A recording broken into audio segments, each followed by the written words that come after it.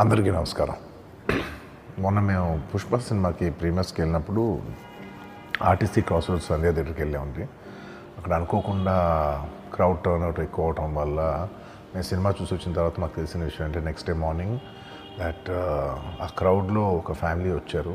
ఆ ఫ్యామిలీ కొంచెం దెబ్బలు తగిలినాయి. అండ్ ముఖ్యంగా ఒక lady, the mother of 2 children, ఆవిడ రేవతి గారని, ఆవిడ నెక్స్ట్ డే మార్నింగ్ అన్ఫార్చునేట్గా ఆవిడ ఆ తొక్కి స్లాట్లో దెబ్బలు తగిలి ఆవిడ చనిపోయారని తెలిసింది. అది తెలియగానే మేము సుకుమార్ గారు, మేమందరం మొత్తం ఎంటైర్ టీమ్ ఆఫ్ పుష్ప అందరం సడన్గా డిసప్పాయింట్ అయిపోయి ఒక షాక్లోకి వెళ్ళాము. ఎందుకంటే అసలు ఇట్స్ వెరీ అన్ఎక్స్పెక్టెడ్. ఎందుకంటే లాస్ట్ 20 ఏళ్ళుగా ఆల్మోస్ట్ అన్ని సినిమాలకి మెయిన్ థియేటర్కి వెళ్ళి సినిమా చూసి వస్తాం అనేది ఒక తెలియని ఆనవాయితీ లాంటిది.